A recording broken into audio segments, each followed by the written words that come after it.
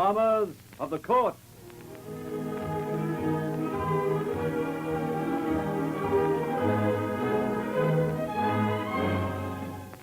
The law awards and the law punishes. Presenting true-life jury trials. Stories in fictionized form typical of the unfolding human dramas of the courts. Tonight, the Bedford case.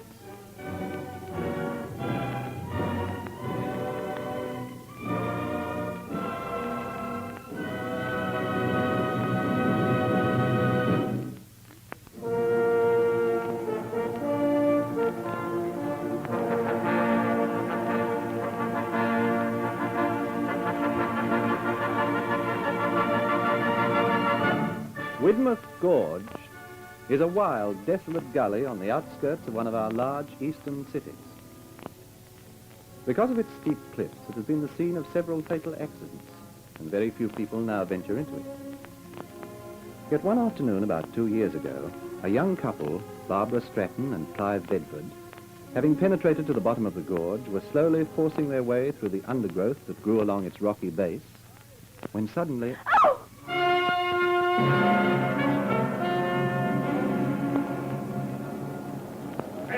Paper, read all about it. The gruesome discovery in Widmouth Gorge. Paper, read all about it. Another cup of coffee, Tom? Yes, thanks, Joan. Would it be disturbing you too much to pass your cup? No. Oh, sorry. Anything interesting in the paper tonight? Just that business out at Widmouth Gorge. Oh, yes. I remember hearing a news flash over the radio. I wasn't listening properly, though. Well, a young couple out walking this afternoon found a skeleton there. How horrible.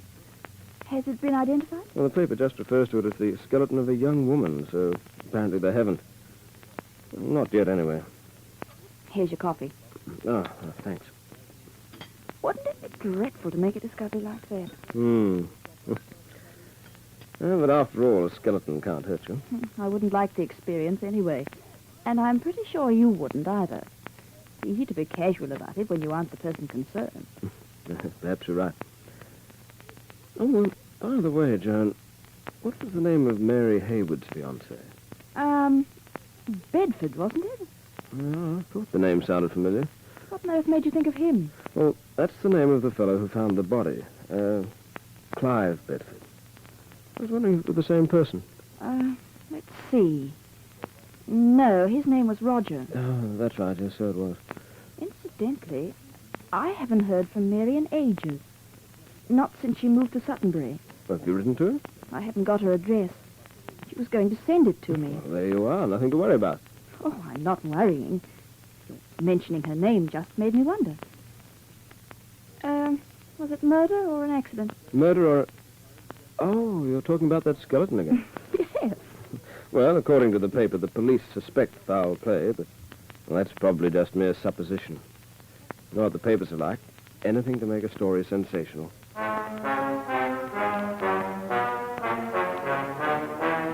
But in this case, what the newspapers had printed was the truth. For while this little domestic scene was being enacted, at the city morgue, a more dramatic incident was being played out. Brilliant surgeon Dr. George Sedley, called into the case by Inspector Hythe, CIB, was just completing a post-mortem examination of the remains. Well, Doctor, what's your verdict? Suicide? Accident? Murder. I'll settle for murder. You're sure of that? There isn't the slightest doubt about it. How was she killed? By a blow on the head. Any idea what kind of weapon? Well, from the type of skull fracture, I'd say a lump of wood, or something like that. If a sharp instrument had been used, the skull itself would have been split open. Was she struck more than once? At least 3 times. How do you know that, Doctor? Oh, by these 3 cracks in the skull. Here, on the left side. Oh, yes. Yes, I see them. How long would you say she's been dead? I'm afraid that's rather a difficult question to answer. Well, approximately will do. In that case, Inspector, somewhere between 6 and 9 months. You know, Doctor, I'd say this case is going to be rather a headache. Why is that? Well, if this woman's been dead for as long as you say, all the clues will be stone cold by now. On the contrary, Inspector, You've one very important clue that time will never be able to obliterate. Oh? What's that? The murderer was left-handed. Are you serious, Doctor? Quite serious. How do you know? It's obvious from the nature of the injuries. Well, at least that's something to go on. But even that's useless unless we learn something about the victim. If we want to catch her killer, we've got to get her identified as quickly as possible.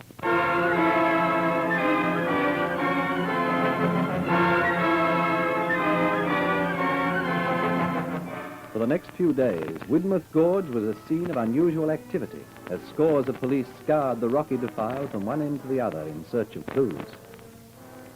Apart from a few strands of human hair caught in a bush a few feet from where the body had been discovered, the search revealed nothing. Yet those few strands of hair, coupled with anatomical details supplied by Dr. Sedley, were sufficient for Inspector Hythe to get a fairly accurate estimate of the girl's physical makeup. And almost miraculously, by the end of the week, a description of the murdered woman was being circulated throughout the country. A move that produced results quicker than the inspector had dared hope. Tom, Well, Joan, what's the matter? have you read tonight's paper? Yes, of course. Then did you read the description of that woman whose body was found in Widmouth Gorge the other day? No, I skipped it. Why? I think it's Mary. Mary? Yes, Mary Haywood. Now, Joan, don't be silly. I'm not being silly. You listen. The description fits her perfectly. Height, 5'1". Build, slight. Hair, light brown. That description could fit thousands of people. I haven't finished yet. 2 of the front teeth in the upper jaw were filled with gold. As well, the left leg was a fraction shorter than the right, and it is believed that because of this, the deceased walked with a slight limp. Now am I being silly? No. Oh, Mary did walk with a slight limp. And I remember her saying at some time or other that she'd had 2 teeth gold-filled. I'm sure it's her, Tom. She and Roger often used to go to Widmouth Gorge. That's what made me associate her with the newspaper description the other night. But Mary's in Suttonbury. It's where she said she was going. But we don't know whether she did. She's never written. Oh, well, that doesn't prove anything. No? Well, it says here that the police believe the woman has been dead between 6 and 9 months. The last time I saw Mary, it was not quite 8 months ago. Oh, Joan, you're jumping to conclusions. Perhaps I am.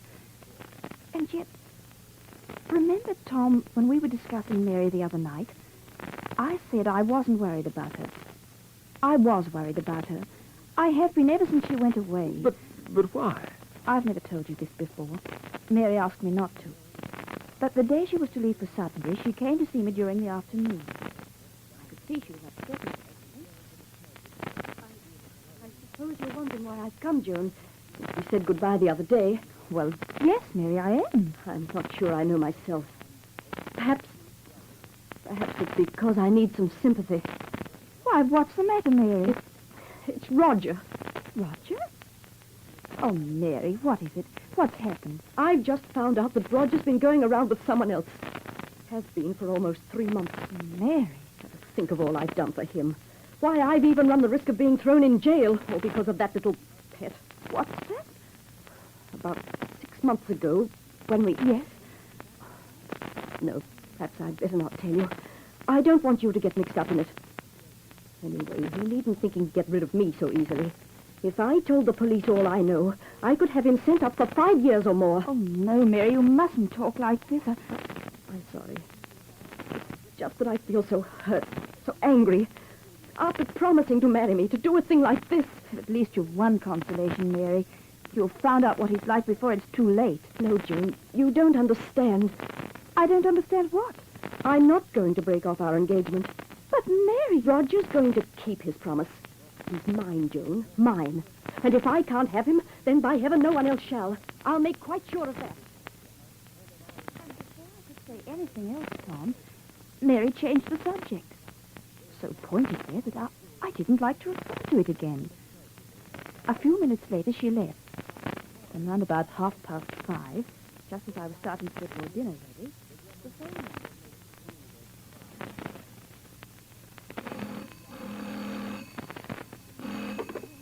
Hello? Is that you, Joan? Why, Mary? I'm sorry to trouble you like this. especially after being such a nuisance this afternoon. But I just wanted to let you know that I thrashed it out with Roger. Oh? Yes, and everything's going to be all right. He's promised to stop seeing this other girl. We're going to be married as soon as we possibly can. Mary, I know it's none of my business, really.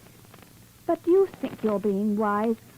I mean, practically forcing a man I told you I have no pride where Roger's concerned. As a matter of fact, I'm on my way to meet him now. He's taking me for a drive, Where are you going? just out to our usual haunt.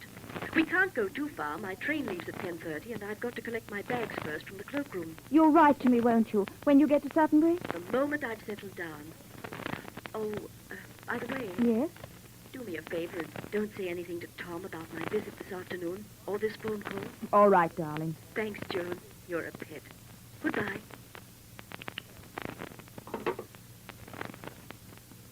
Now you understand why I'm so worried, Tom.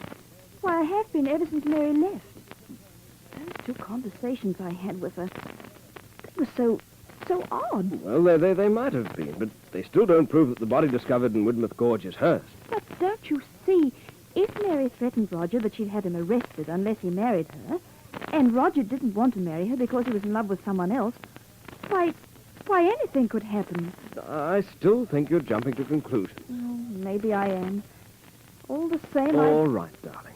If it'll make you feel any easier, I'll meet you in town tomorrow, and we'll go along to police headquarters together.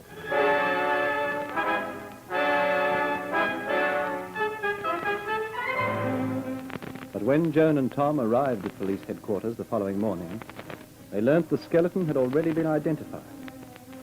A well-known city dentist had recognized the dental work. The murdered woman was Mary. Rather shaken, Joan told Inspector Hyde her story. Following up the information she gave, the inspector went to the cloakroom at the railway station. Mary Hayward's luggage was recovered and a warrant issued for Roger Bedford's arrest. He was taken into custody the following afternoon, and a few hours later, the evening papers were excitedly telling the public that Clive Bedford, the young man who with Barbara Stratton had originally discovered the skeleton in Widmouth Gorge, was the same person as Roger Bedford.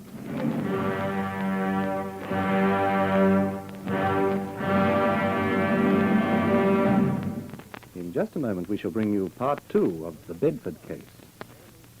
But first, a word from our announcer. We continue with our story of the Bedford case.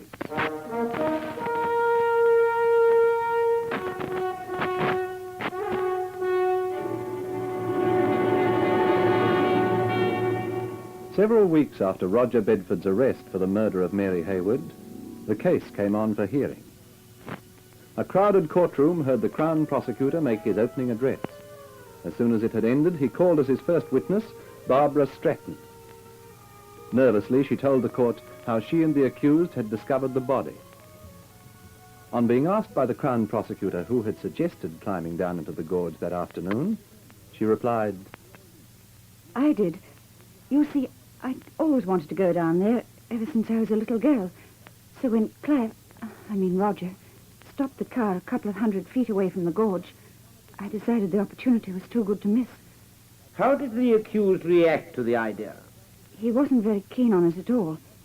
Said we weren't properly dressed for scrambling down cliffs, that it was too dangerous. However, when I threatened to go alone, he finally agreed to accompany me. Tell me, how long have you known the accused, Miss Stratton? Not quite a year. You're not engaged, are you? No, although he has asked me to marry him several times. And when was the first time he ever proposed to you? Do you remember? About 2 months after I met him, I think. And at that time, while you were together, did he ever mention Mary Hayward's name? No. So that when he first proposed to you, you didn't know he was already engaged? No. Thank you, Miss Stratton. That is all. Your witness. When counsel for the defense had finished his cross-examination, Dr. Sedley proceeded to give evidence of the way in which the deceased had met her death. When he revealed to the Crown prosecutor that the murderer was left-handed, excitement simmered through the crowded courtroom. And what makes you so positive that the murderer is left-handed, Dr. Sedley? Well, as I've told you, when I examined the deceased, I found that the skull had been cracked in 3 places as a result of 3 heavy blows. Yes. All 3 cracks were on the left side of the head, starting near the back and running towards the center. I see. And how would they have run if the murderer were right-handed? They would not have had much chance of those cracks being on the left side of the head at all, you know. They'd have been on the right side. Supposing they had been on the left side. Then they would have run from the back of the head towards the left ear. I see. Now, what if the murderer was standing in front of his victim when he struck those blows? If he were right-handed, the cracks would have been on the left side of the skull, wouldn't they? Oh, yes. But in that case, they would have run from the front of the head to the back. However, as they don't, as they run from the back to the center, these blows must have been struck from the rear. And as the cracks are all on the left side of the skull, then the murderer must have been left-handed. That is all. Thank you, Doctor. Your witness. But counsel for the defense declined to cross-examine. And so the Crown prosecutor then called Joan Marlowe as his next witness. In full detail, she told the court of Mary Hayward's last visit to her home and also of her phone call a few hours later. When this part of her evidence had come to an end, she went on to say that Mary was an orphan and had first met the accused about 3 years before while they were both working for the Middlehurst Canning Company. And when did you meet Roger Bedford, Mrs. Marlowe? A few months after they became engaged, Mary brought him home to dinner one night. Mrs. Marlowe, you know what the deceased meant when she said she had run the risk of being thrown into jail on the accused's behalf? Well, no, I don't. Not exactly. But you've an idea, eh? I believe there was a row of some sort at the place where she and Roger worked. What it was about, I don't know. All I know is that they both left there, very suddenly. When was that? About 15 months ago. And now, Mrs. Marlowe, one final question. Yes? A few minutes ago, you stated that while Mary Hayward was speaking to you on the phone, she said that she was going for a drive with the accused to their usual home. What was their usual home? Widmer's Gorge. They often went there. Thank you, Mrs. Marlowe, that is all. Your witness? Swiftly, counsel for the defense rose to his feet and for the next half hour cross-examined Joan Marlowe relentlessly. And Mrs. Marlowe, while Mary Hayward was speaking to you, did she say that she and my client were going for a drive that evening to Widmouth Gorge? Why, no. She just said they were going to their usual haunt. To their usual haunt? Then what makes you so certain that she was referring to Widmouth Gorge? Well, they were in the habit of going there quite often. So you immediately assumed that they were going there again? Yes. Then in point of fact, for all you know, they could have been going somewhere quite different. Yes, I suppose they could have. In your evidence, Mrs. Marlowe, you said that you first met my client when the deceased brought him to your home one evening for dinner. That is so. Did she only bring him the once? No, he came to dinner with her several times. I see. Then I take it that you know my client fairly well. Yes, I suppose I do. In that case, Mrs. Marlowe, I'd like you to tell the court one thing. Is Roger Bedford right or left-handed? Right-handed. Thank you, Mrs. Marlowe. That is all. With a sigh of relief, Joan Marlowe left the box. A few seconds later, her place was taken by a tall, grey-haired man in his late 60s, whom the Crown prosecutor addressed as... Mr. Hitchings, I believe that you are the general manager of the Middlehurst Canning Company. That is correct. How long have you held that position? For just on 15 years. During that time, did you ever meet the accused? Yes, he used to work for us once. And the deceased? She also worked for us. But they both left about 15 months ago. Why did they leave, Mr. Hitchings? Our annual inventory showed over £1,000 worth of goods not accounted for by sales. And as it occurred in the department in which Bedford and Miss Hayward were employed, suspicion fell on them. And so you dispensed with their services? Yes. Thank you, Mr. Hitchings. Your witness? Mr. Hitchings, did you actually dismiss Mr. Bedford and Miss Hayward? Well, no. We were going to, but they resigned. Mm-hmm. And after they had resigned, did you lay any charge against either of them for theft or misappropriation of goods or anything like that? We were considering a charge against Bedford for a time, but finally we decided not to. Why? Our solicitors were of the opinion that we didn't have sufficient evidence to secure a conviction. Then it's never been actually proved that either my client or Miss Hayward stole any of your firm's money or misappropriated any of its goods. No. Thank you, Mr. Hitchings. That is all. It was here that the Crown case came to an end. And shortly after this, Roger Bedford began giving evidence in his own defense. Under the skillful questioning of his counsel, he succeeded in creating a more than favorable impression.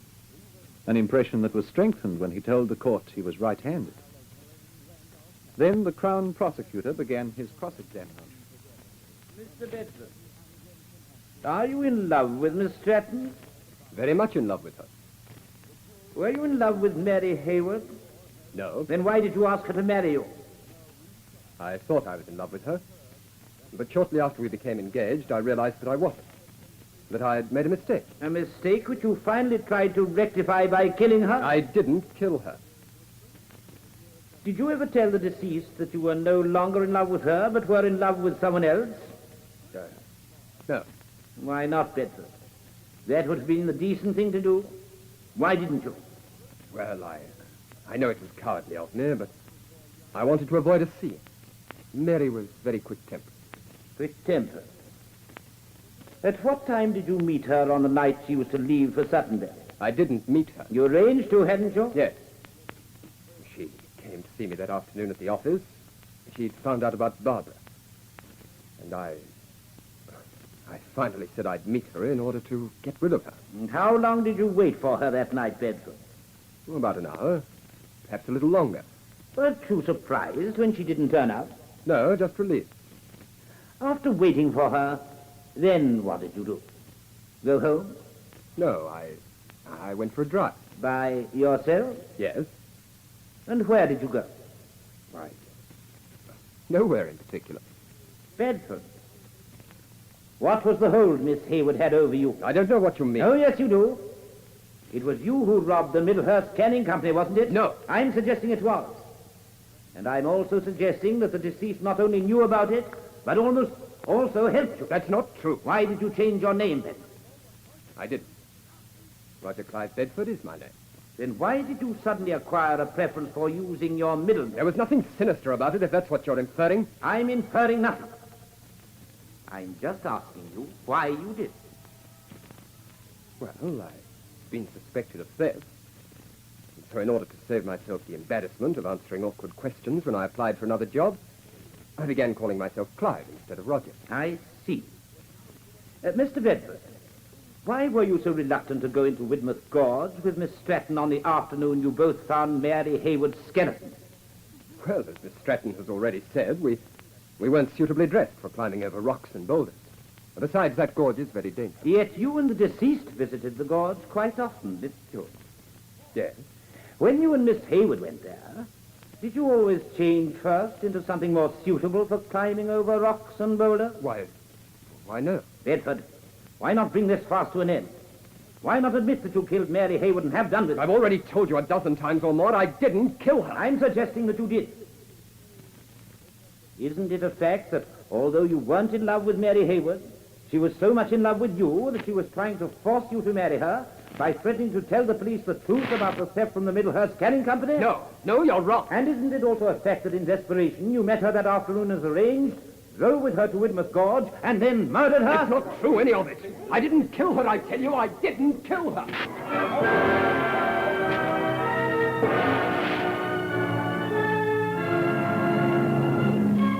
The court adjourned for the day. As the Crown prosecutor gathered his papers together, a puzzled frown crossed his forehead. If only Dr. Sedley had not been so insistent that the murderer was left-handed. However, early the next morning, the Crown prosecutor had a visitor, and when the court resumed for the day, he caused a sensation by asking permission to recall Joan Marlowe. This request was granted, and as soon as Joan had taken her place once again in the box... While my learned friend was cross-examining you yesterday, Mrs. Marlowe, you said that the accused came to your place several times for dinner. That is so. And when was the last of these visits? About 5 days before Mary was to leave for Suttonbury. And was there anything different about him on that occasion? His right hand was heavily bandaged. He'd gashed the palm very badly at work. Did this injury cause him much inconvenience? Well, he could still drive his car, but he couldn't grasp anything firmly in his hand at all. In other words, Mrs. Marlowe, at the time of Mary Hayward's death, the accused was temporarily left-handed. Yes.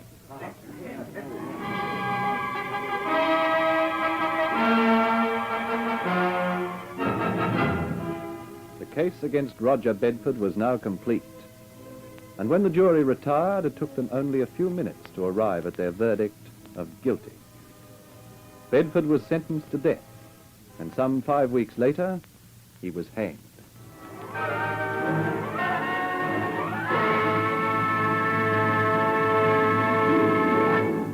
In a moment, I'll return with further news of these real-life dramas of the courts. But first, your announcer. The court is adjourned. The judge departs. The jury is discharged. The judgment has been given. Another human story is over until the law of the land is challenged again. And we are privileged to hear once more, at this time, dramas of the court.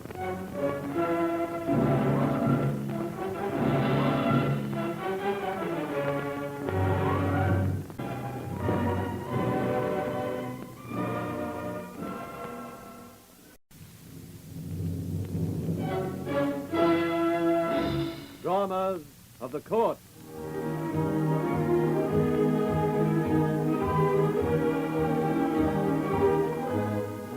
The law awards and the law punishes. Presenting true-life jury trials. Stories in fictionized form typical of the unfolding human dramas of the court. Tonight, the case of the antique dealer.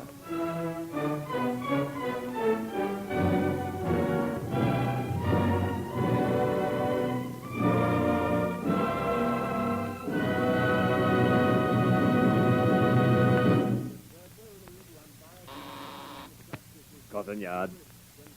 One moment, please. I'll connect you. Scotland Yard. Assistant Commissioner. Sorry, he's engaged at present. Scotland Yard.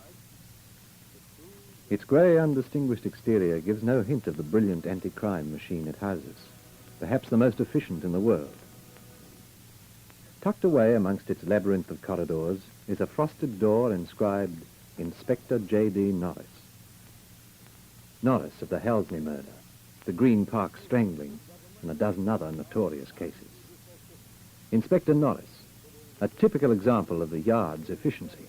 In film publicity, so I understand, the foregoing is what is technically known as a puff. Well, in case by now you've gained the impression that the Yard is a relentless agent of justice, unable to put a wrong foot forward, let me hasten to correct that impression by the following story. You've all heard the old saying, of course, about not being able to see the wood for the trees. And I must confess it applies as much to criminal investigation as it does to anything else. The Yard had sent me to investigate a case in a little town of Stradbury in Essex. This happened a couple of months ago. The trial's over now, and the whole thing has been cleaned up, so I feel I'm free to speak. The call came through from the local police about 7 o'clock one night. As I happened to be on late duty, the chief assigned me to the job.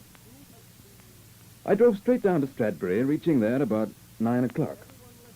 The local sergeant, an officer named Kennington, was waiting for me at the station. You've had a little trouble here, I understand, Sergeant Kennington. Yes, Inspector. Nasty business. William Taylor, proprietor of an antique shop on the High Street, has been murdered. I don't know whether I should have bothered you people at the Yard so soon, but, well, this sort of thing's a little out of my line. We're not used to murder in Stradbury. No, I suppose not. Well, when did it happen? Where and how? Tell me all the details. It was in a room at the back of his shop, sir. Apparently, round about 6 o'clock. I've left everything exactly as it was found. Suppose we go there and you can see for yourself. It's only a couple of 100 yards along the street. Right, lead the way, Sergeant.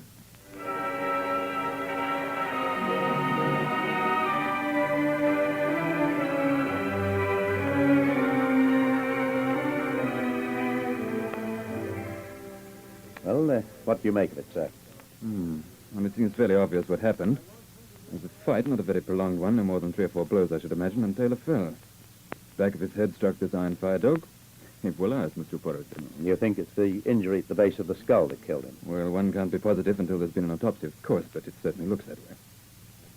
Now, I noticed that old-fashioned safe over in the corner is open.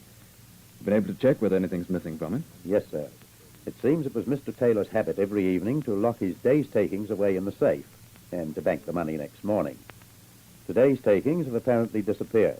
Would the sum have been large? Well, we've checked his docket, sir.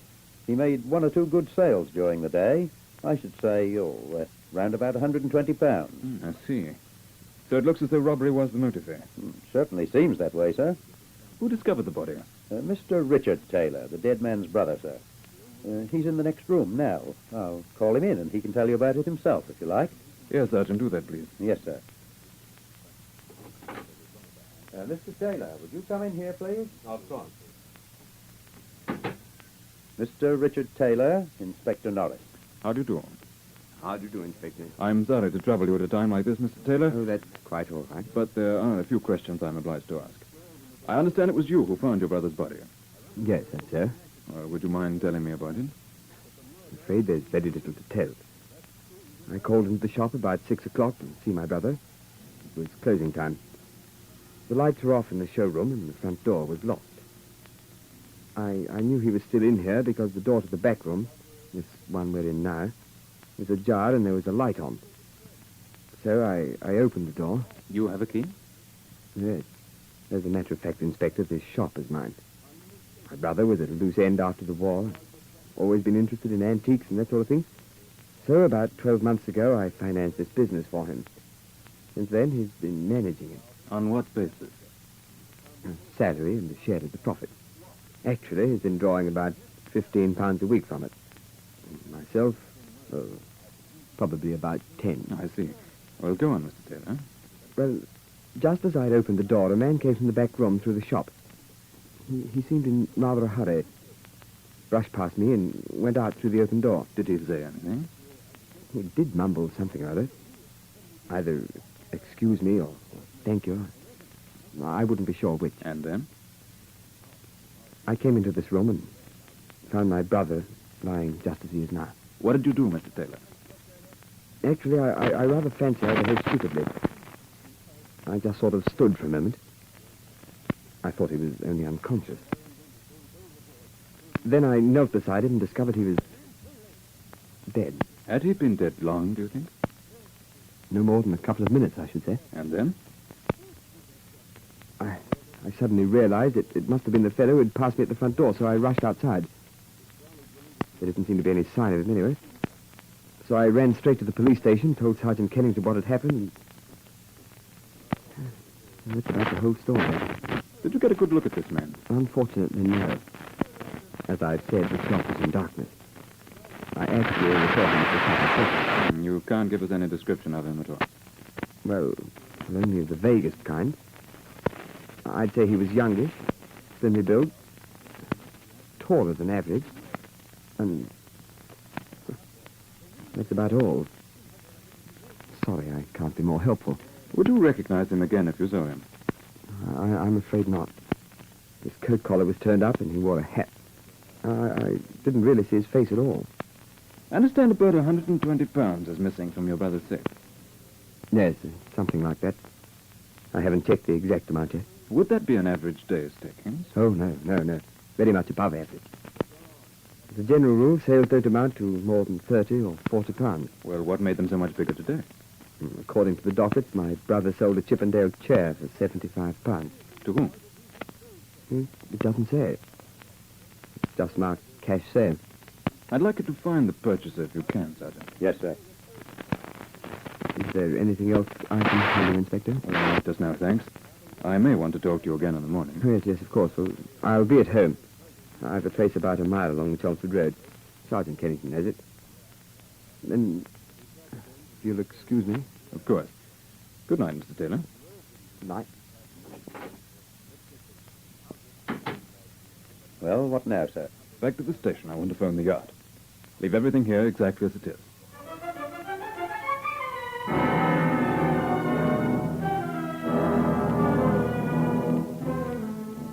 telephoned the chief, and he promised to send a police sergeant, fingerprint man, and a photographer first thing in the morning. Kennington detailed one of his men to find out who'd bought the Chippendale chair, and a couple more to see if they could trace a tall, slim, youngish man who might be the one Taylor had seen. By this time, it was nearly midnight, but there were a few things more I wanted to know before I called it a day. Oh, yes, sir. The Taylors are well known in these parts. They've lived in Stradbury for many years. And parents have been dead some time. There are just the two, rather, I should say, there were just the two brothers. I take it Richard is the elder of the two. Yes, by 4 or 5 years. Married? No, neither of them, sir. Well, as Richard financed his brother in the shop, I gather he must be fairly comfortably off. I should say so, sir. He's very comfortable. His father had a good income from foreign investments, and as the elder son, most of it was left to Richard. Not that William ever wanted for anything, you understand. Richard's always been very good to him. Buying this business is just one instance. They got on well together, eh? Oh, extremely well, sir. All credit due to Richard, if I may say so. Oh, how's that? Well, William was always a bit, not exactly a black sheep, you understand, but a bit unpredictable. He was sent down from Oxford for something or other and didn't seem able to settle down for a long time. He landed himself in several minor scrapes, and Richard had to get him out of them. Then the war came, and William joined the Air Force. Did very well, too. Twice decorated. Changed him a great deal. In what way? He seemed much more adult and balanced when he came back, sir. He took a job in London for a while, and then Richard set him up in this shop. He was making quite a success of it, too, when this happened. Was William quarrelsome? I mean, the kind of chap likely to make enemies? Oh, not at all, sir. He drank a bit and got into bad company before the war, but that's all in the past. Well, perhaps it's his past that's caught up with him. What do you mean, sir? Perhaps in his youth, William Taylor was guilty of some indiscretion. Perhaps one of his former companions has been trying to blackmail him.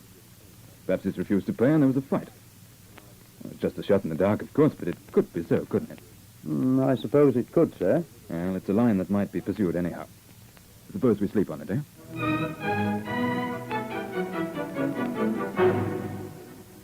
The team from Scotland Yard were on the job first thing next morning. The scientific section got to work in the methodical way we expect. The local sergeant was busy, too. Round about 11 o'clock, Kennington located the buyer of the Chippendale chair. This is Mr. Easterbrook, Inspector. He offered to come round to the station to see you. That's good of you, Mr. Easterbrook. Not at all, Inspector. Only too happy to be of some small service. Terrible business, frightful. Well, it was you who bought the chair, I understand. Did you pay for it by check or in cash? In cash. At what time was this? About, let me see now. Yes, about 3 o'clock. Were there any other customers in the shop at the time? No, not at first, but a couple of minutes before I left, young Rowan came in. Rowan? Well, who's he? Would that be Lester Rowan, Mr. Easterbrook? Yes, that's right. Lester Rowan. Oh, he's a groom at the Stradbury Arms. Oh. Is he interested in antiques? I hardly think so. Would you describe him as youngish, slim, and tall? Well, in general terms, yes. Tell me, Mr. Easterbrook, was this man Rowan present when you paid the money for the chair? Well, I don't really remember. He was still in the shop when I left, so I dare say he must have been. Well, you'd better bring him in, Sergeant. If you're thinking he might be the one, you'll need to change your mind, Inspector. Oh, why is that? Because I was at the railway station yesterday afternoon, and I particularly remember seeing Rowan board the 5:15 train for London. You're quite sure of that? Yes, sir. Is it a fast or a slow? Slow. Well, where's the first station from here? Southbridge. That's the village I passed only about 2 miles from here, isn't it? Yes. Oh, you mean he'd have had time to get off there, come back, and... Of course. Now we're really getting somewhere. I'll have a general alarm sent out at once.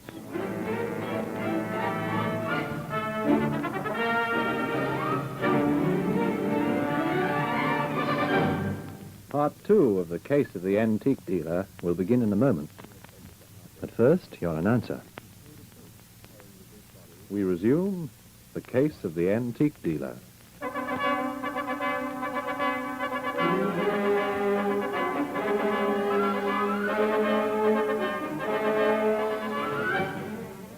So the general alarm was sent out for Lester Rowan, and I went round to the Stradbury Arms to talk to his employer. It's true enough, Lester's a wild sort of lad. Has been ever since he come back from the war. Always getting himself into trouble, as you might say. Drinking and gambling and so forth. But there's no harm to him. No harm at all. If you fellas from Scotland Yard think he had anything to do with this Mr. Taylor business, you got another think coming. We don't say he had. All we want to do is to have a quiet talk to him. He's gone to London, I understand. When do you expect him back? I don't. What do you mean? He threw in his job yesterday afternoon, packed his things and left. Had he previously given notice? No, it was a kind of sudden decision, as you might put it. We had a bit of a barney, and he up and left. Do his people live in London? Hasn't got any people, far as I know. Well, what's his address there? Didn't leave one. And you've no idea where he's to be found? None at all, I'm sorry, sir. Yeah. Would anyone here in Stradbury know? You're welcome to ask the rest of the staff if you like, but I wouldn't think so. Well, I'll try them anyhow. You might send them in, will you?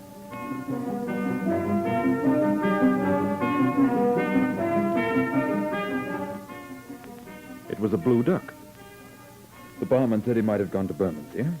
The housemaid guessed Aldgate, and that was all. I checked at Southbridge. No one had seen him leave the train. I questioned Richard Taylor again. As I told you before, Inspector, the shop was in darkness, and I really didn't get a look at the fellow's face. But it could have been Rowan, couldn't it? Actually, I don't think so. You see, I know Rowan well by sight, and I'm quite certain if it had been he, I'd have realized the fact. You know, this man was definitely a stranger.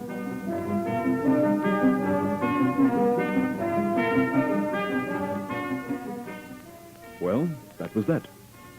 It was beginning to look as though Rowan had had nothing to do with it after all. And then Dr. Steele, the surgeon the yard had sent up, came into the station. I could see he'd found something. Most extraordinary thing, Norris. I thought I'd better let you know at once. What is it? Well, Bannister and I have been studying a few of the blood spots we found under the microscope. Most of them are from A group, but a couple are from B. That means they belong to two different people. Well, that bears out my theory. There was some kind of a fight. Taylor must have got in at least one blow before he was knocked down. Exactly. But the point is, the couple of B group spots are malarial. Are you sure? Positive. Kennington. Well, this might give us a lead, Doctor. Yes, sir? You said Rowan had been to the war. That's right, sir. Do you know where he saw service? In Malaya, in the Western Desert, I understand. Malaya, that's it. He's our man. We've got to find him, Kennington. We've simply got to.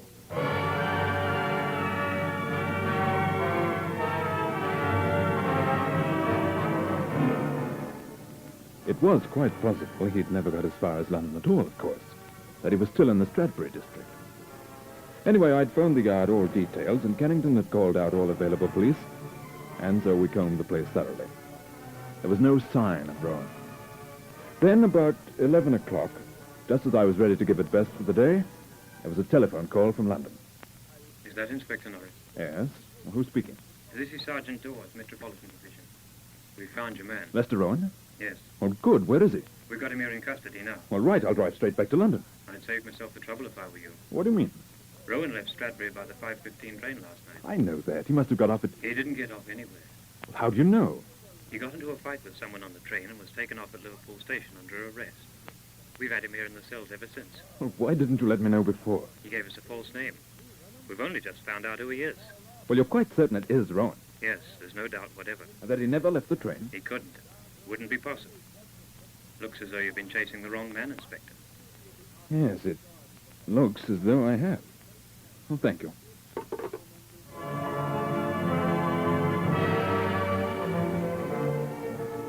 That's the sort of thing that happens in our line, of course. Now I was back where I'd started.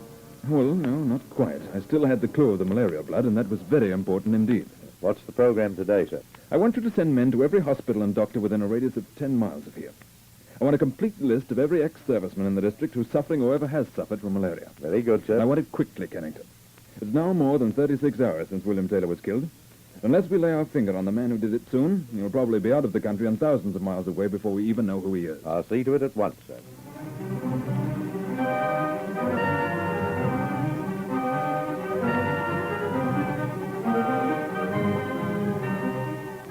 The completed list came in that afternoon. It wasn't a big one, no more than 10 or a dozen names. Half of them were able to cross off at once. Either they'd left the district or were still in hospital. 3 more had quite unshatterable alibis. Only 2 had any trouble accounting for where they'd been at the time of Taylor's death. I arranged a line-up and asked Richard Taylor to attend. The fellow I saw is not here, Inspector. You're quite certain of that, Mr. Taylor? Quite certain. Well, I'm blessed if I know. Oh, you can let him go, Sergeant. Very good, sir. A couple more things I'd like to ask you about your brother, Mr. Taylor. Oh, this isn't very private here. Come inside, won't you? Yes, of course.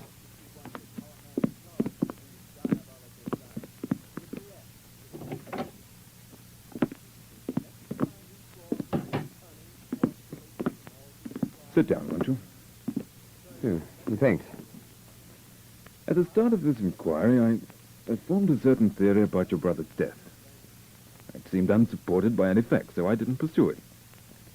Well, now it seems as though I might have to. What is this theory? I understand that before the war, your brother was, well, shall we say, a little reckless. I don't know about that. He was high-spirited, perhaps? A little inclined to mix with company that was no better than it should be? Yes, I think you could say that. Well, it struck me that he might have been rather indiscreet at some time. Over what? Well, who can tell? Over a woman, perhaps. After all, most of us have done foolish things at one time or another. And it struck me further that perhaps someone he'd known in the old days knew of something he'd done that he wouldn't have wanted to be spread abroad now. In short, Mr. Taylor, I'm suggesting your brother might have been killed in an argument, following his refusal to pay blackmail. I'm quite sure that's not right, Inspector. You do admit the possibility, though, don't you? Knowing my brother, all I can say is that he did a lot of foolish things in his young days, but never anything wrong. That is to say, nothing he could have possibly been blackmailed over. Or perhaps there's something you don't know about. Perhaps there is. But in that case, I can't very well help you, can I? No, I suppose not. Anyhow, I thought it was taken for granted that robbery was the motive. I've never been convinced on that point. But surely whoever killed my brother took the money from the safe. Oh, yes, he took it all right. But whether that was his purpose in going there in the first place is a different matter entirely. What other purpose could he have had? I don't know, Mr. Taylor. I don't know.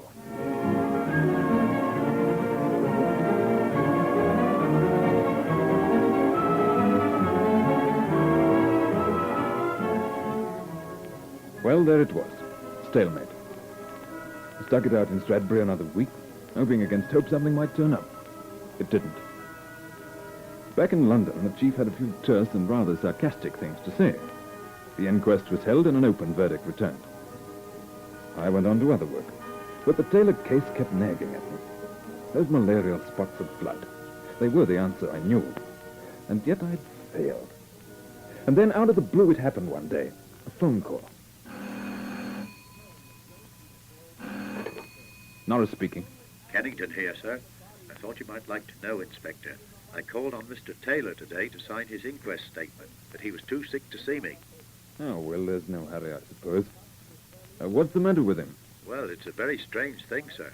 I've just learned that years ago, old Mr. Taylor used to have investments in India, and every once in a while he used to go out and keep an eye on them, so to speak. When Richard Taylor was about 16, he went with his father on one trip for a holiday. Well, I suppose he did. Don't you see, sir? Kennington, you're not telling me that Taylor's down with malaria. Now, look, hold everything. I'll be in Stradbury in an hour and a half.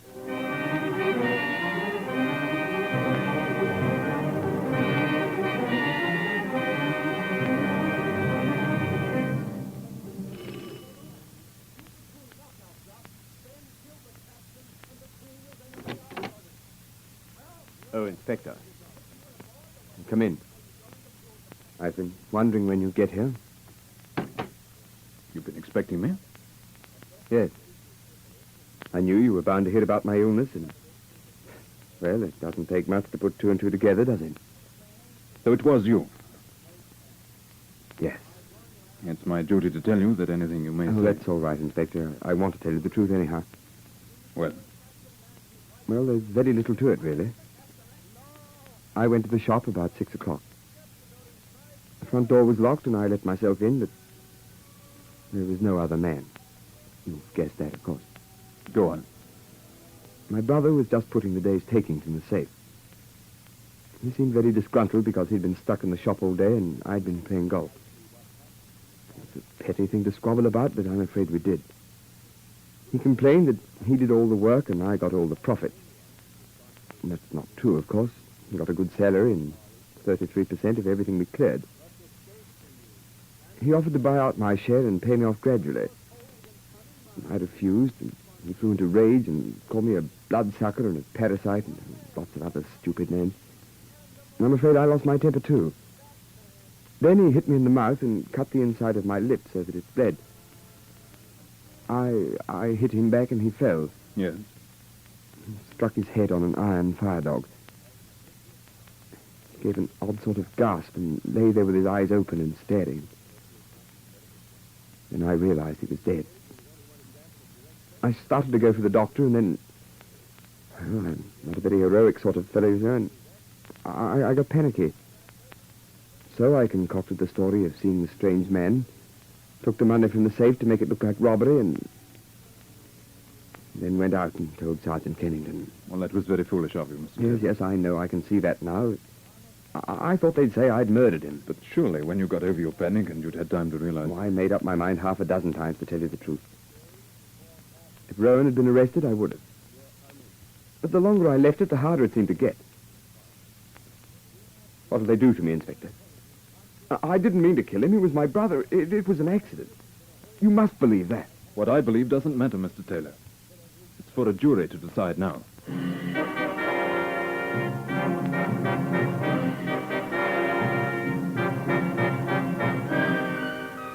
As it turned out, Taylor was never indicted for murder, but for manslaughter. The verdict was guilty with a recommendation to mercy. His sentence was 12 months. He's serving it now. But, well, you understand what I meant about not seeing the wood for the trees.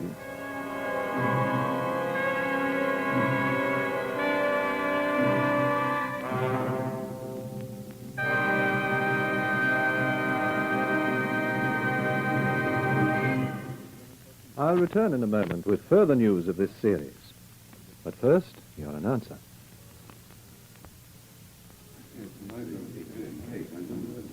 Court is adjourned. The judge departs, the jury is discharged, the judgment has been given. Another human story is over until the law of the land is challenged again, and we are privileged to hear once more at this time, Dramas of the Court.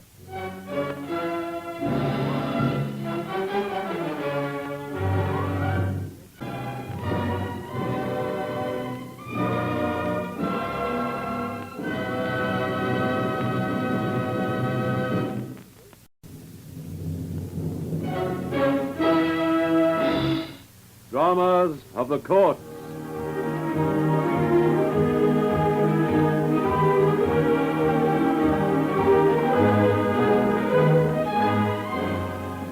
The law awards, and the law punishes. Presenting true-life jury trials. Stories in fictionized form, typical of the unfolding human dramas of the court. Tonight, the case of the unknown tramp.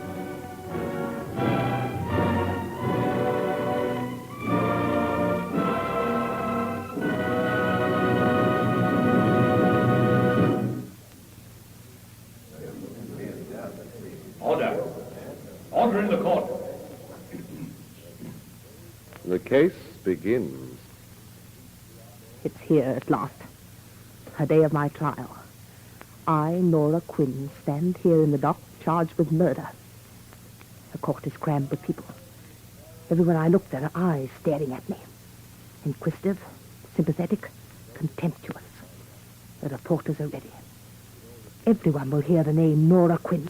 Everyone will read my story. That is what I want. What I have wanted for 20 years. To tell my story to the world. To let them do as they will with me. Your Honor, I do not think that this case will take up much of the court's time. It's a very simple, straightforward case, as will be seen when the evidence unfolds. The accused, Nora Quinn, and her housekeeper, Vera Lomas, who, I understand, now lies seriously ill in hospital, lived together on a lonely farm in the hills. On the night of March the 1st last, a wandering tramp, whose identity cannot be established, called at the farmhouse to beg for food and shelter. These he was given, And we take it for granted that he crept into the barn where he was to spend the night, thanking the kind women who had taken him in.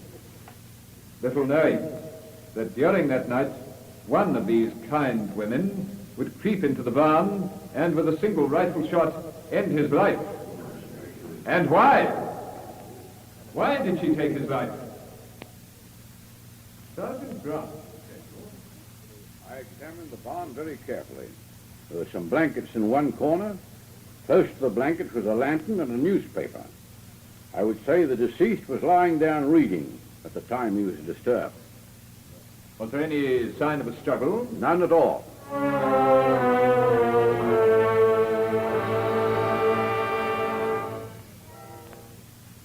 Sergeant Grant will also tell you. On the night of the murder, March the 1st last, we experienced one of the worst storms ever known in the district. It broke at approximately 6 p.m., and after that it would have been impossible for anyone to get to the farm. The storm continued until early morning. And the approximate time of death, Sergeant? 9 o'clock, sir. When the storm was at its worst? Yes, sir. We may take it then that at the time of the shooting, only the murdered man and the two women were present at the farm. It would seem so.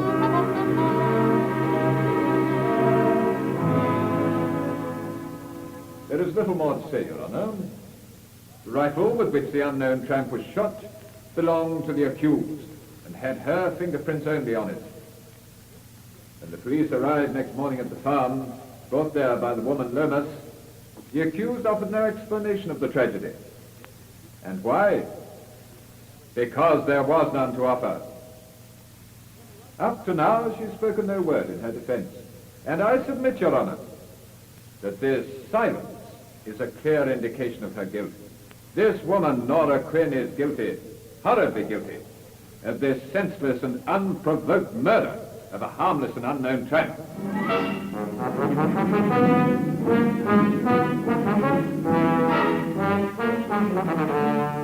How little they know, these people who accuse and condemn.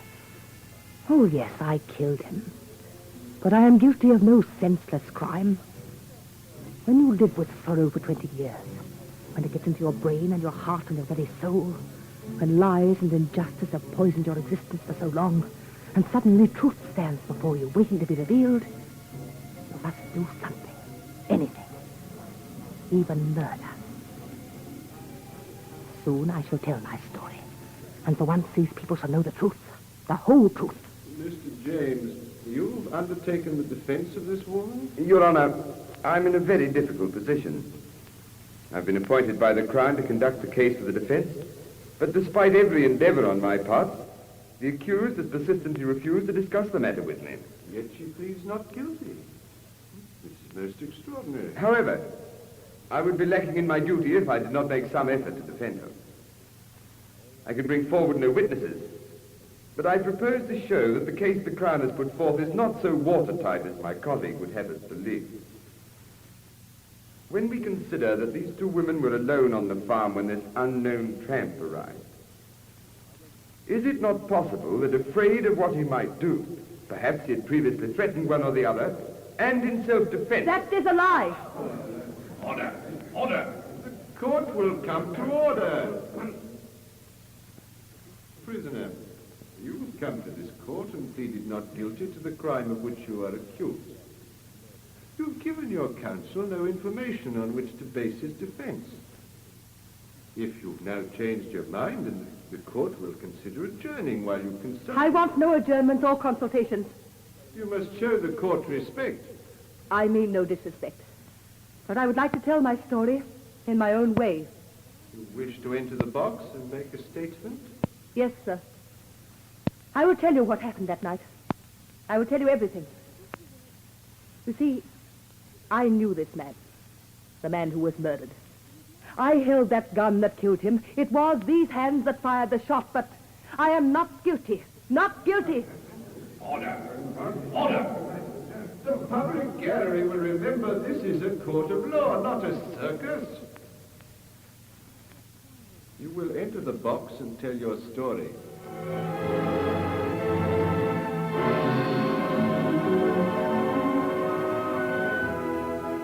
It was late afternoon when he came to the farm. He looked just an ordinary tramp. They often came in to beg for food. I was watching the storm clouds gathering over the hills when I saw him coming. Bella was in the kitchen. I could hear her humming softly to herself as she prepared the dinner. I saw the tramp turn the corner of the house to go to the back door. I heard him knock. I heard Bella go to the door, and I walked to the kitchen as he spoke. Just some food and shelter, lady, that's all I want. Well, I don't know about shelter, but I'll give you something to eat. There's a terrible storm coming up. There ain't no shelter in these hills. Plenty of caves if you take the trouble to look for them. Ever spent a night in a cave, lady? That's enough of your cheek, my man. Oh, I didn't mean no harm, lady, but it's biting cold in them hills. Wouldn't hurt to use the barn, would it?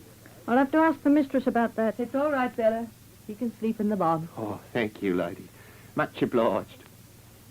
Tramps often came to our back door. And before we gave them food, Bella always made them wash. She had the tea to get, so I took him out a basin of water. He had taken off his coat, and the old sleeveless sweater he wore was torn and dirty. But as he turned to watch me approach, a sense of dismay came over me. I felt fear like a cold snake around my heart. I gave him the basin and turned to go, and then I saw it. On his right arm, near the shoulder, a scar shaped like a cross. Hey, what are you staring at? That scar, on your arm. What about it? Ain't nothing. Well, how did you get it? Had it for years. Always had that scar, I have. Hey, what's the matter with you? You look scared. Sorry. Scars, wounds, they upset me. I must go.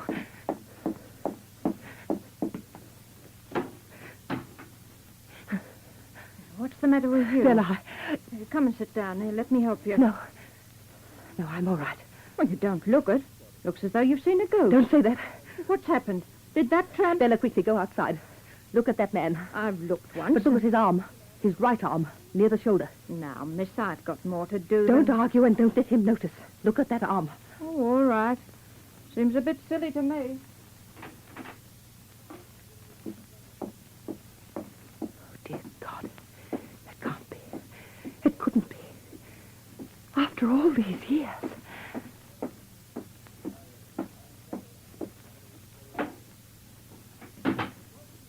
Well, I looked. What did you see? He's got a scar on his arm, that's all. Did he notice you looking? Now, Miss Nora, what's come over you? No, he didn't. I just walked along the veranda and picked up a towel. But you saw the scar. You did see it. Of course I did. Then I'm not going mad. Have you ever seen anything like it before? No. No, I can't say as I have. It's a pretty old wound by the look of it. More like a burn, I'd say. You're right, Bella. It was a burn. And it is old. He got it when he was a boy. His brother did it. They were playing. They were only children. I saw it happen. I came home crying. Merciful heavens, I remember. You know who he is now, don't you?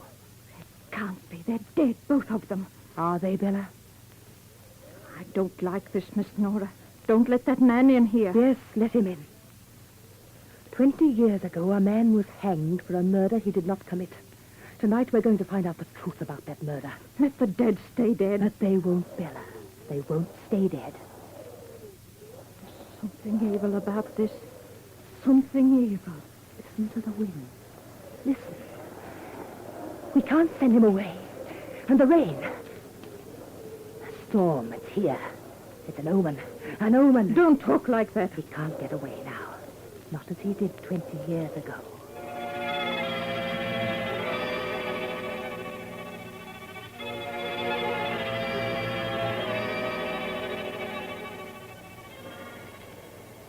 I went inside and waited till Bella had given the man his food. I tried to think, to reason, to picture what must have happened on that night 20 years ago. Oh, I'd done that often enough before, but this time it was different. Here was something too horrible to contemplate. At last, Bella came in. Well, I've given him some old blankets and he's gone over to the barn. He didn't recognize you? After 20 years? Of course not. I can't say as how I'd recognize him either.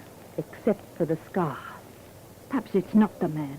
It is. It must be. I'd never forget that scar. What are you going to do? I don't know. Somehow I must find out the truth. Listen, Miss Nora. I've been with you all your life. After your mother died, young as I was, I took care of you. Your father... My father was kind to you. As though he was my own father. And my father was hanged for a murder he did not commit.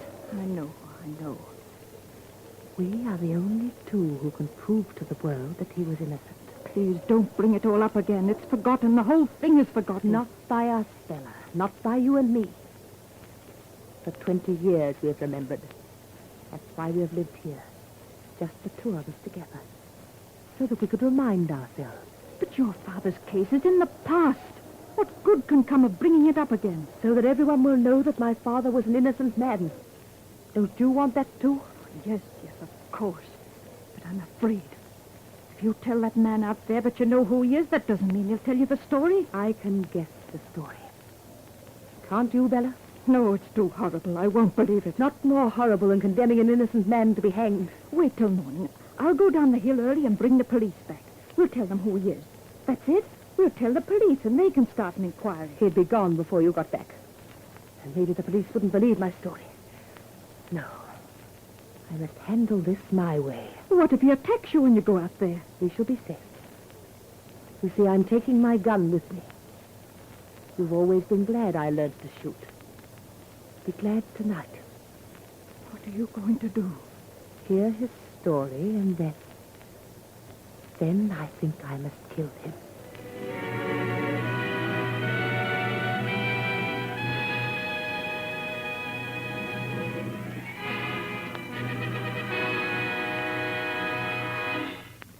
Part 2 of the case of the unknown tramp will follow in a few moments. Meanwhile, your announcer.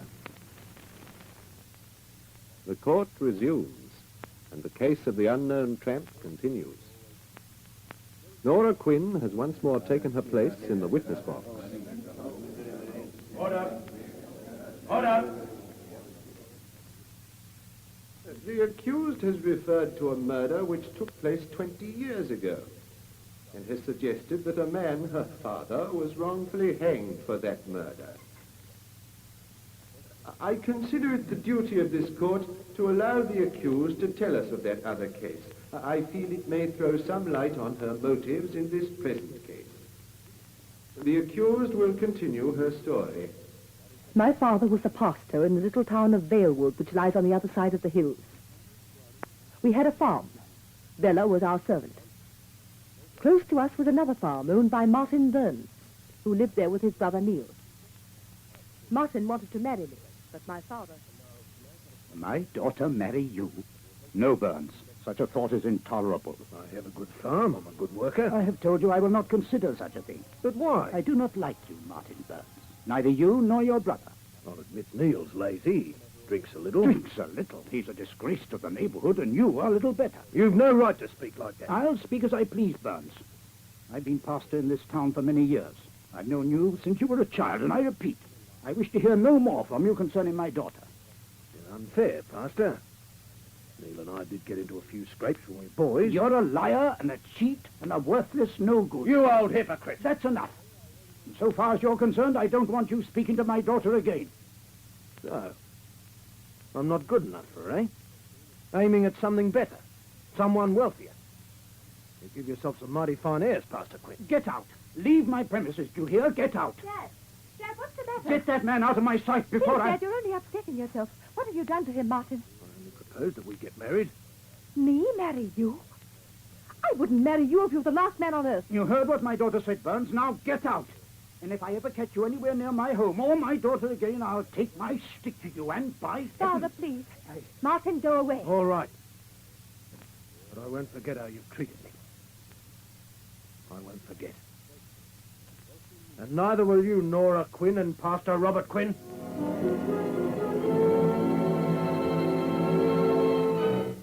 That's the way it began. This story that's finishing here in this court today. Began that moment my father ordered Martin Burns away from the house. The whole town knew that the Burns brothers were vicious, cruel, and not to be trusted. But how could we guess the hatred that was in Martin Burns as he walked from the farm that day? We thought no more about it. It was forgotten and not even remembered when Neil Burns came begging help from my father. asking for some work on the farm, swearing to reform if Dad would help him.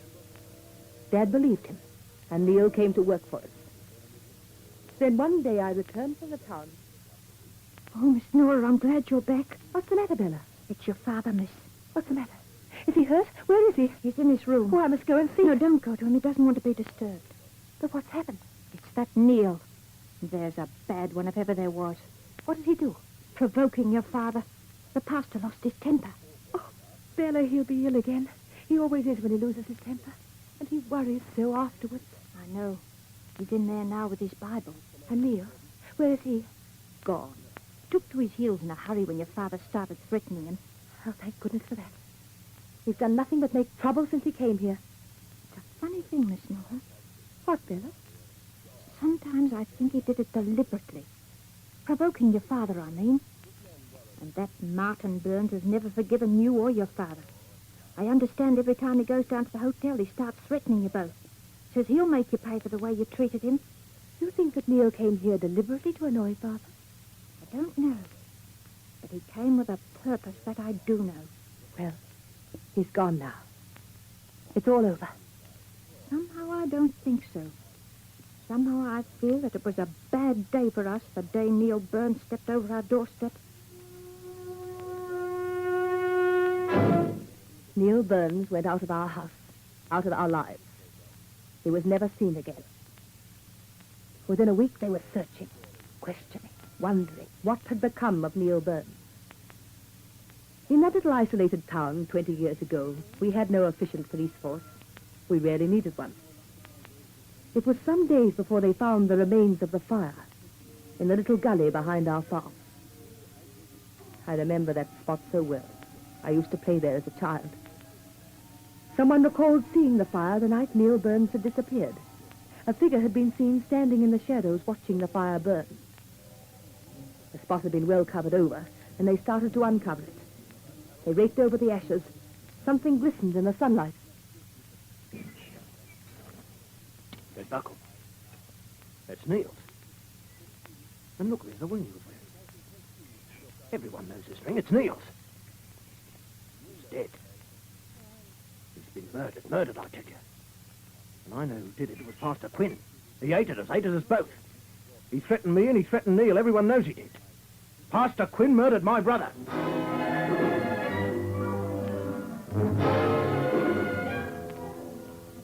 My father was arrested and tried. In a little town like ours, everyone knew of the quarrels he had with Martin and Neil Burns. The fire was on our farm. But the people loved Father. They knew him as a stern but just man. They didn't condemn him, at first. Not until Bella told her story. Poor Bella, she didn't realize. Yes, he did leave the house that night, the pastor did. I know because I saw him. But he couldn't have murdered that man, I know that. You see, he was walking in his sleep. He did it occasionally. But I know he couldn't have committed the murder. Couldn't have done a thing like that in his sleep, could he? You don't believe me. You don't believe me. But it's true, I tell you, it's true. I wouldn't have told you if I thought you wouldn't believe me. You've got to believe me. But they didn't. Not the sleepwalking part. They thought she was trying to protect him. Poor Bella. But there was one person who thought she was telling the truth. That was my father. After he heard Bella's story, he thought he must have committed that murder without knowing.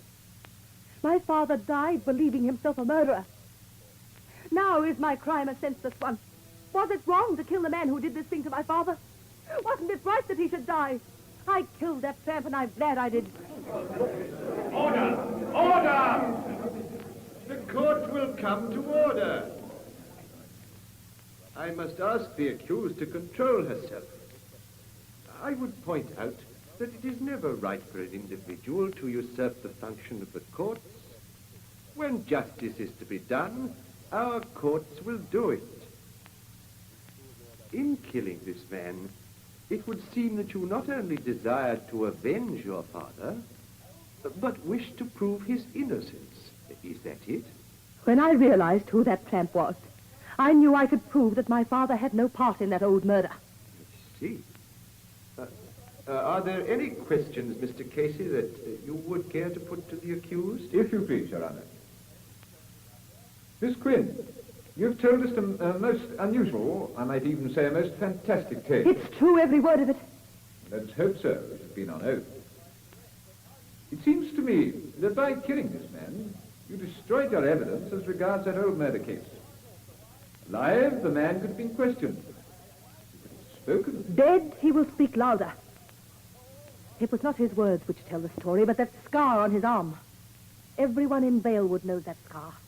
Call anyone from over the hill and they will identify it. Whatever the idea, the dead man, I put it to you, Miss Quinn, that you killed him.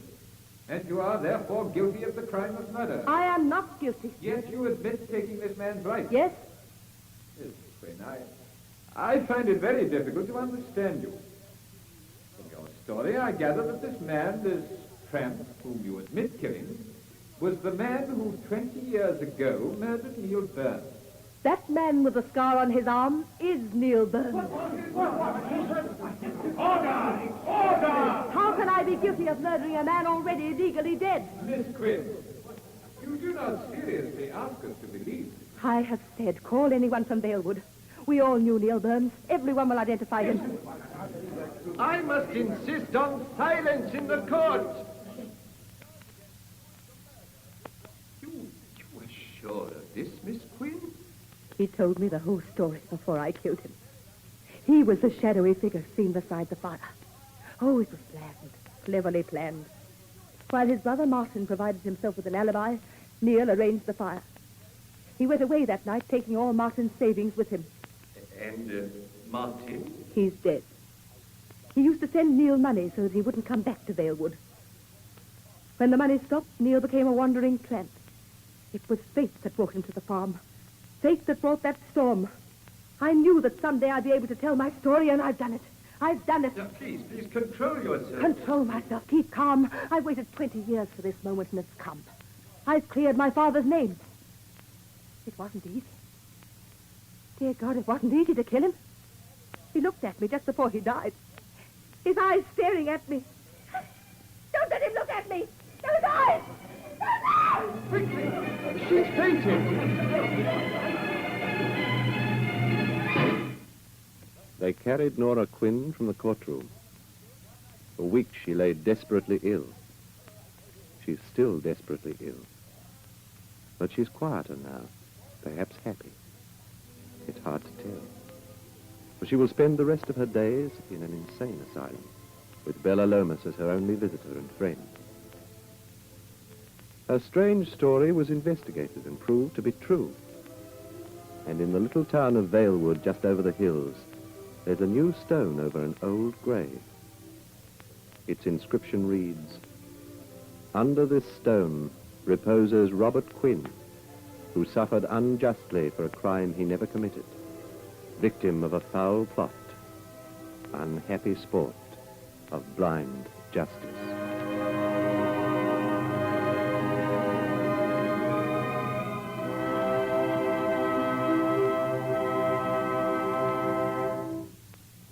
The court is adjourned. The judge departs. The jury is discharged. The judgment has been given. Another human story is over until the law of the land is challenged again, and we are privileged to hear once more at this time, Dramas of the Court.